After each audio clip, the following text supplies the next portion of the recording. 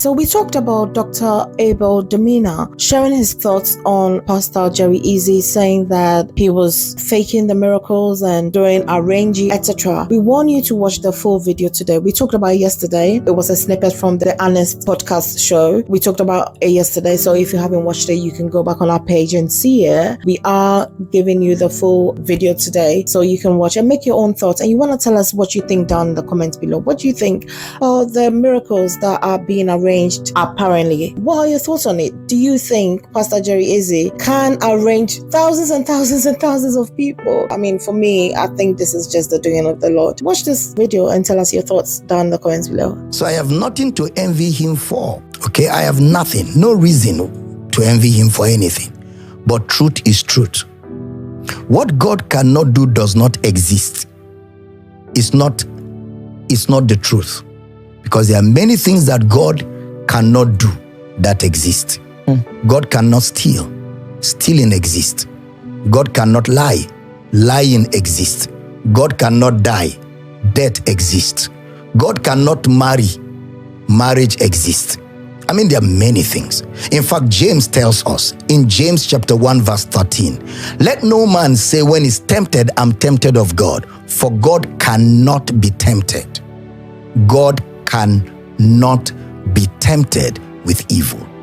Now, it's important you know that, because it's not about sentiment, it's about knowing what the truth is.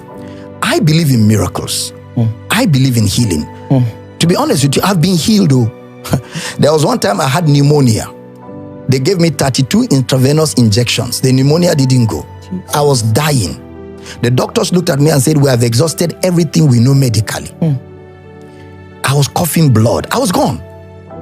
My church, I couldn't preach for 1 month, because when I stand to preach, immediately I speak for 2-3 minutes, I start vomiting blood. It was that bad. And then I took the Bible and I read Isaiah. Surely he was wounded for our transgressions. He was bruised for our iniquities. The chastisement of our peace was upon him. By his stripes we were healed. And I prayed. I spoke to Jesus. I spoke to the Lord. After that prayer, I started feeling the pains leaving. I was having pains all over. I broke out in sweat that evening. And then part of my healing, God sent somebody who came and gave me some natural fruits, a combination that I drank that night. By the next morning, all the cough, everything was gone. I was back on crusade preaching the next day. So I've experienced miracles. Sure. I've prayed for somebody that was blind and his eyes opened in Akwa Ibom. That was blind. He came to our crusade. His eyes opened. I've seen miracles. I've raised somebody from the dead. I even have a mark on my finger where I was trying to open the teeth because the teeth had already jammed. Clenched. And the teeth hit my finger and cut it. And then after praying for a while, the lady came back to life. Her name is Ada. I've seen miracles. But not this RNG that we're seeing today. God is not desperate to perform miracles, because miracles are not the ultimate. The ultimate is eternal life. The ultimate is the forgiveness of sins. The ultimate is a relationship with God. For example, Jesus raised Lazarus from the dead. Where is Lazarus today? He's gone. All the people that Jesus healed in the Bible, where are they today? They're gone. They're gone. So you can be sick, you are healed, and you end up dying. Which means miracles are not the ultimate. The ultimate is peace with God, a relationship with God that is eternal. Are you saying the miracles are RNG? Can't you see most of those crutches are all the same color? They are all brand new. Some of those wheelchairs are all brand new. In what world will people come for a crusade and all of them are carrying the same brand of crutches? And the wheelchairs are all brand new. Maybe they bought it from the same store. That's a question mark. And that's what God does not do, does not exist. Maybe he's talking about there's no problem that God cannot solve. That's what there's no barrenness that God cannot give a child. There's no this that God can not the limitation. Not the this, but there's no problem that God maybe that's what he's saying. So in saying that, the context of miracles is different from the context of God's character. But you yourself, it will be an English problem. You yourself here have said pretext, subtext, context. Good. So the context in which God cannot be tempted, that context is dealing with temptations. But God, what God cannot do does not exist, is not in the Bible. It's a coinage.